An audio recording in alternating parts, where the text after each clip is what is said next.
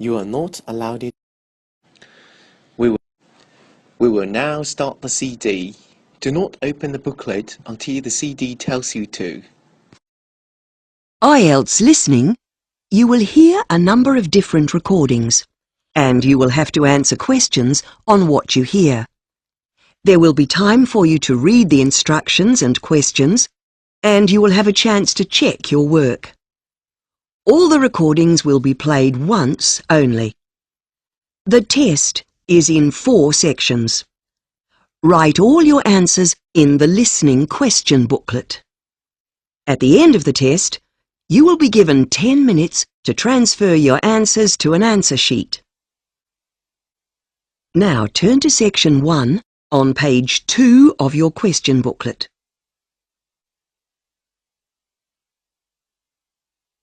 Section 1. You will hear a man talking first to a receptionist and then to a doctor at a health centre. First, you have some time to look at questions 1 to 3 on page 2.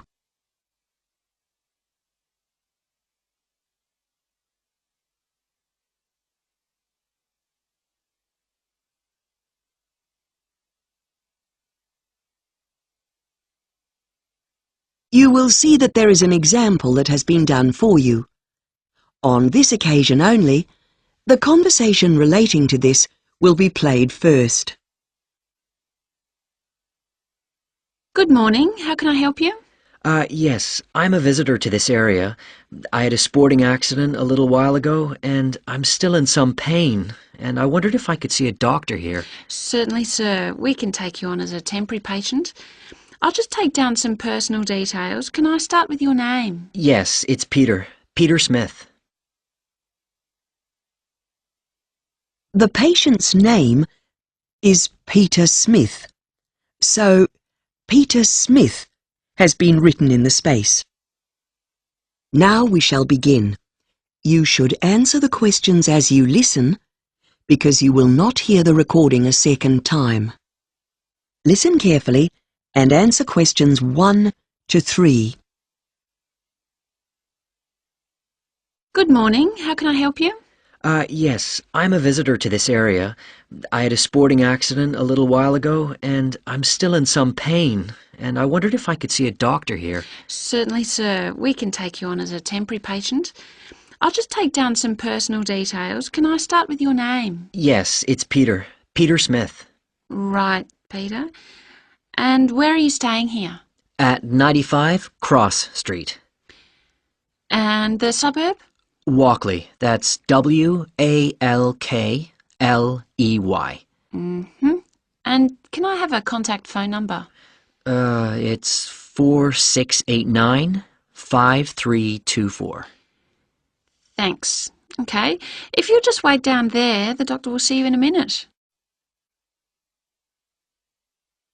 Before you hear the rest of the conversation, you have some time to look at questions 4 to 10 on page 2.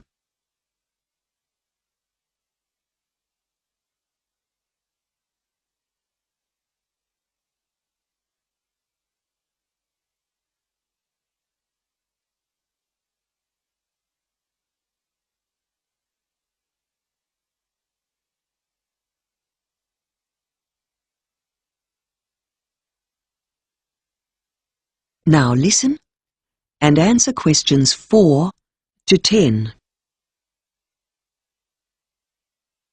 Now, what can I do for you? It's Peter Smith, isn't it? Yes, I had a sporting accident and was treated by a doctor at home, but I'm still in pain. Right. Just need to ask you a few questions, first of all. Fine. Now, what sport were you doing? I was playing tennis. I see. And what was the nature of your injury? Did you hurt your elbow or wrist? No, I had a sprained knee.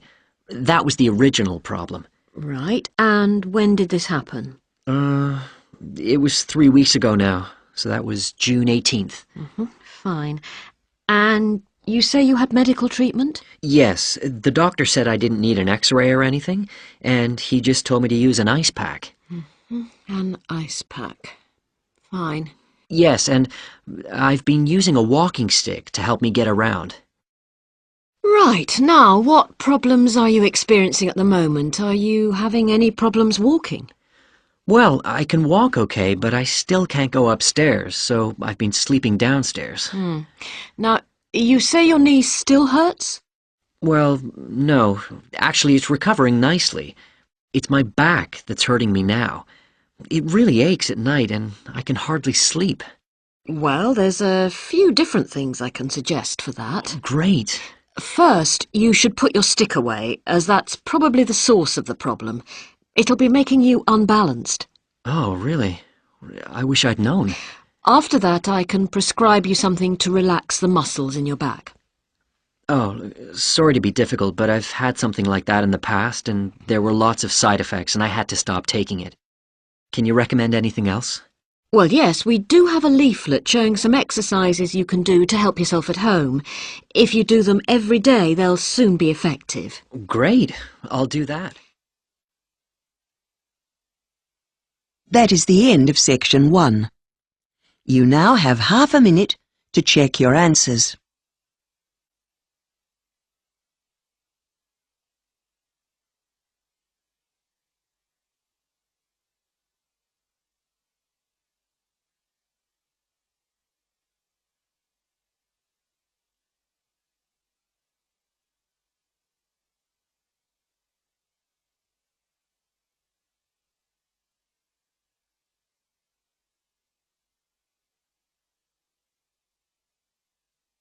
Now turn to section 2 on page 3.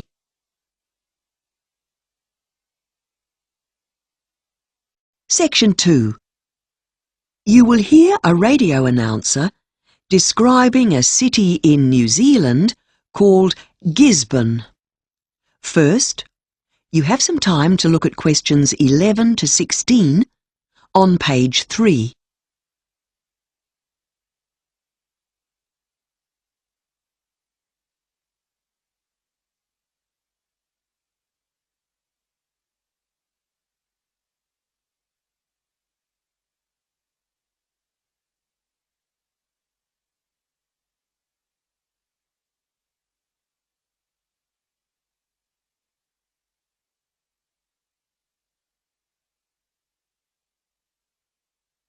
Now listen carefully and answer questions 11 to 16. Greetings, all you listeners out there. This is National Radio and I'm Kevin Lowe. This morning I'm going to tell you what's so special about the laid-back city of Gisborne. You'll hear a little bit about its past in the old days and a lot about what attractions it has to offer foreign and domestic visitors today. So listen up to learn more about what there is to do in this city and its surrounding region, where the economy is booming, but the lifestyle remains unspoiled. The Gisborne region is where the legendary canoe, sailed by Maori explorers, first landed in New Zealand about 1400 years ago, after its long and risky voyage over the sea. It is also the easternmost point of the country, which is what inspired its original name, Te Tairāwhiti, which in the Maori language means the coast where the sun rises across the waters. Gisborne was also the place where the European explorer Captain Cook first landed his boat upon discovering New Zealand, all the way from England back in 1769. Even in those early days, this district was a centre of horticulture, thanks to its fertile soil and subtropical climate. Soon after that, of course, the English settlers arrived, and soon Gisborne was shipping its products to larger settlements, such as Auckland and Wellington. This began with maize and root crops, but quickly expanded to butter, meat and wool from the agricultural settlements in the rich pastoral country near the famous Poverty Bay. Wharves and jetties were built beside the sea to service the coastal traders. Many of these wooden structures can still be seen on Gisborne beaches today. Today, Gisborne continues to export fresh produce to other regions of New Zealand. These wares include various award-winning cheeses And, of course, the delicious lobsters and snapper fish harvested by hand from the local reefs and waters. As for exports to Asian markets, there's an increasing demand for the region's oranges and lemons. Gisborne is also becoming well known nationally and internationally as the source of some top-quality white and red grapes. Now, what's on in Gisborne? Well, first up, there's the annual Gisborne Concert, held every summertime. This is a great experience. It's held at Waiahikia Vineyard, which is near the traditional Maori meeting house, or marae of the same name. They bring in a piano player and opera singers who perform on a purpose-built stage in a kind of natural amphitheatre in the middle of the rows of grapes. It's a fantastic concert-like atmosphere, a really good night out. What to do on a rainy day? I'd suggest a visit to the show called The Beach, which is on in Gallery 1 at Tairawhiti Museum. It's a big display, so it also takes up the hall next to Gallery 1, and it's divided into different sections of the local culture, like surfing, camping, fashion, and so on. If you buy the book of the exhibition, there are some interesting photographs in there. Before you hear the rest of the program, you have some time to look at questions 17 to 20 on page 4.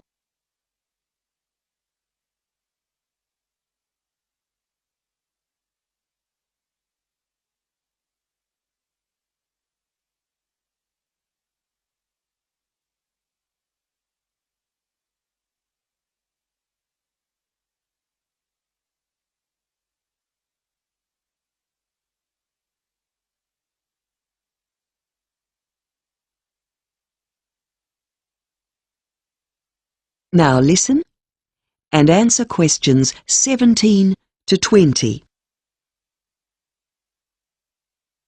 There's a lot else to see in Gisborne as well. You shouldn't miss the Hot Springs Reserve, which has warm natural mineral pools and little houses where you can stay amongst the bush. Being very secluded and private, this resort is most favoured by newlyweds, who often book a cabin for their honeymoon. The water is very therapeutic too. It's apparently good for your health to bathe there, though not recommended for pregnant women or the elderly. Around the corner is Mahia Peninsula, legendary as a New Year's Eve party destination for large crowds of university students after their graduation. The surfing and fishing here is excellent, and it's a safe spot for swimming and diving too. Now, also good for kids is taking a raft or jet boat ride on the Motu River. This sounds quite wild, doesn't it? But in fact, this activity is often used by local primary schools who take big groups of young children, several classes at a time, out here for a bit of fun while they're on their school camp. No parents required. You can have some time out, as this activity is a lot safer than it sounds and is carefully supervised by the rafting company. Finally, don't let's forget the Eden Woodlands Park, which is really a huge tree nursery. You can walk for hours here in the peaceful green surroundings, along a variety of tracks. There's even a very nice walkway made wide enough for those in wheelchairs, so that everyone can go along and enjoy Mother Nature at her best. That is the end of section 2. You now have half a minute to check your answers.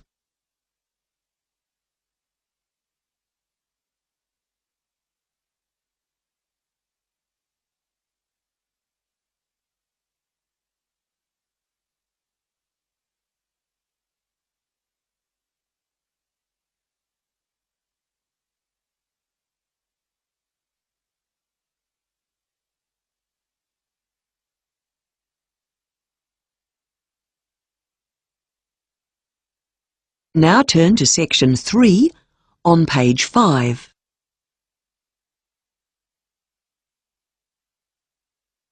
Section 3. You will hear 3 marketing students discussing their research findings on vehicles known as SUVs, or four-wheel drive vehicles. First, You have some time to look at questions 21 to 25 on page 6.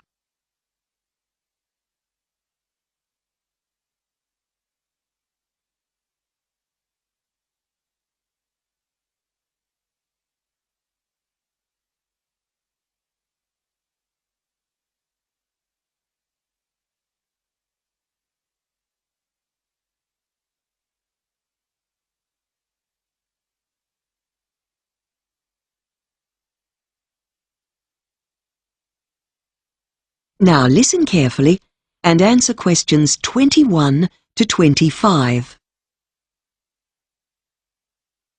So, guys, have you got all your notes on four-wheel drive vehicles?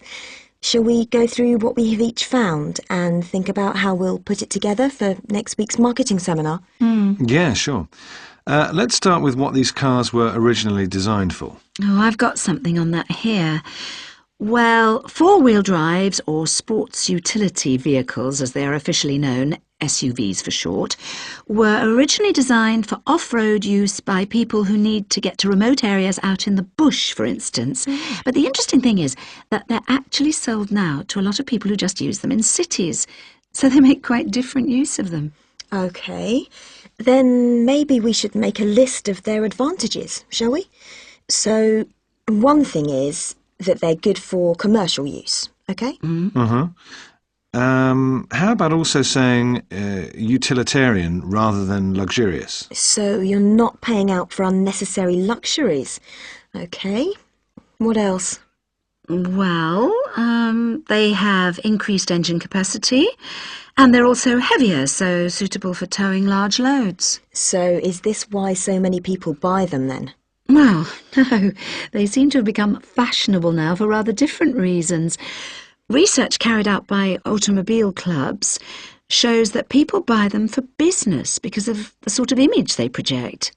And mums like to drive their kids to school in them because they think they're safe. So that's another reason. And you can get about 7 people into one of these. So we could say seating capacity is another factor. OK, another thing that came out of my research is that people also like the higher seats. They say it means they can get a better view of the traffic ahead of them. Before you hear the rest of the discussion, you have some time to look at questions 26 to 30 on page 6.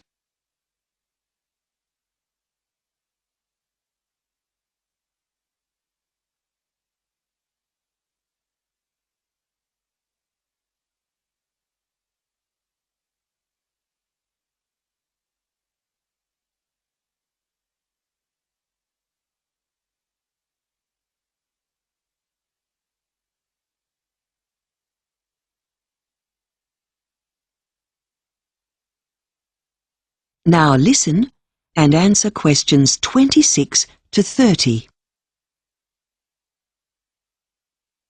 But you know, some of these reasons just don't work. I mean, the safety thing is just a misconception, because generally in a collision they can do terrible damage to a smaller car. That's right. That's one of the disadvantages I have here. Shall we go through those now? Good idea. So let's say that potentially they are harmful in built-up areas. Generally the damage they cause is due to their weight. That's right, isn't it? Yes, it is. I've got a note here about their chassis. The bodywork on an SUV is stiffer and doesn't crumple to absorb impact in a collision the way it does in smaller cars. And there's another reason why they're not safe. It's quite easy for them to roll over, more so than an ordinary car, because they've got a high centre of gravity. So these are all the disadvantages. How are we going to round this up? Well, I think maybe we could round up with a few ideas of how we can limit the use of these SUVs. One thing that could be done is to limit them to people like farmers, who can prove that they need them. That's good, but it might be hard to enforce. And companies could also increase the insurance for SUVs, since they cause more damage when there's an accident. That's a good idea too. I tell you what, guys, I'll write up these notes onto an OHT so that everyone can see them when we talk through our notes in the seminar. But I think we need to put together a list of our sources too. Yeah. Can you do that? Sure, no problem. That is the end of section 3. You now have half a minute to check your answers.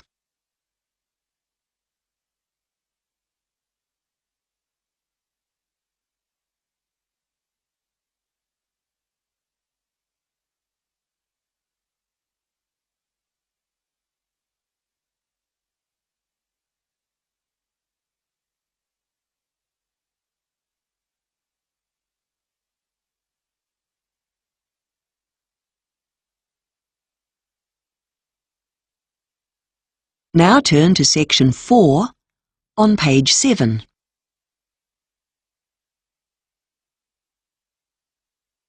Section 4. You will hear a university professor giving a lecture on the influence of children on the adult diet.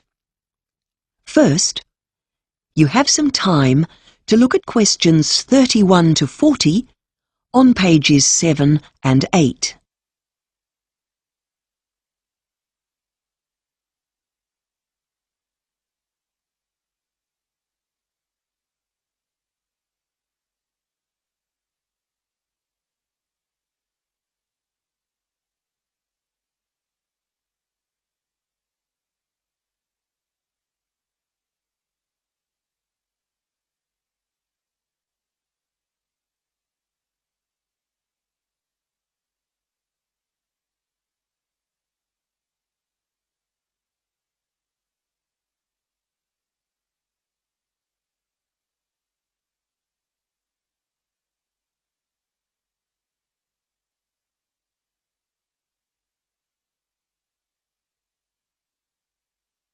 Now listen carefully and answer questions 31 to 40. Today we continue with our series of lectures on diet and society in the 21st century. We are all aware of the obesity epidemic facing our society. The reasons for this are well documented and are mainly due to poor eating habits coupled with too little exercise. In fact, a National Health and Nutrition Survey here in the U.S. concluded that the average total food intake increased considerably between the years 1971 and 2000. This appears to be a general trend across most age groups. In fact, apart from the over 60s, all areas of American society are consistently above the dietary guidelines for caloric intake and saturated fat. However, total fat consumption is highest for teenagers, and there is a clear correlation with fast food consumption. Among the wide range of factors influencing an individual's dietary choices, one of the strongest influences is the home. It will come as no surprise that within a family the fat intakes of husbands and wives and parents and children who cohabit are remarkably similar. Many people assume that this relationship indicates the influence of parents on their children, but we wanted to ask if children influence poor diets in adults. This hypothesis had not been tested in a national sample until now. In our study, we focused only on adults, and we set our lower age limit at 17 and the upper one at 65. The key variable was the presence or absence of children, so we identified only those adults whose children were under 17. Other variables included the age of the adult, level of education they had reached, their ethnic background, their income, and foreign-born status. To obtain our data, first we conducted interviews in the respondents' own homes, and all in all we interviewed 6,600 adults aged over 17. Then we invited them to mobile examination centers where surveys were conducted. From this information, we were able to focus not only on the total fat intake, but also on the person's total caloric consumption. Our results show that the presence of children led to significantly higher levels of both fat consumption and saturated fat in adults. We found on average that adults with children in the home ate 4.9 grams per day of fat more than adults without children. This result is consistent irrespective of race, gender, or age. The foods more commonly were convenience items high in fat or sugar, including pizza, salty snacks, and ice cream. Interestingly, there is a significantly higher percentage of adults in this group who drink milk.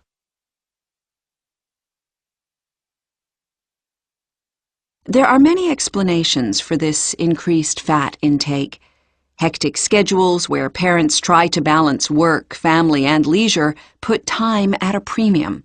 Another issue is children's preference for fatty foods or foods with a high sugar content. Fast foods and ready-to-eat foods are convenient choices. It is inconvenient to prepare different meals for both the children and the parents, so it is likely that adults consume the same as their children. Of course, there were limitations to our study. One of these is that we did not take into account the number of minors in each household, which could have an effect on the adult who feeds the children. In addition, this study does not take into account the relationship of the adult to the minor. We could also postulate that the older a child gets, the more independent he or she becomes, and so the influence a child has on an adult may lessen depending on the age of the child. In terms of recommendations as a result of this study, we would like to see more research conducted to overcome the limitations outlined earlier. We also feel there is a need for even further research into the influence that friends can have on our fat intake, given the clear link we've established between family members. That is the end of section 4. You now have half a minute to check your answers.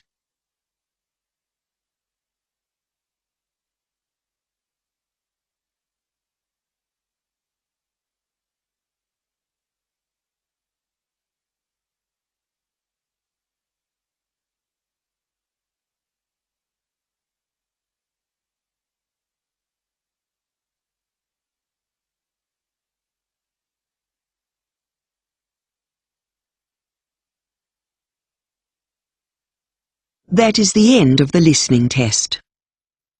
You now have 10 minutes to transfer your answers to the listening answer sheet.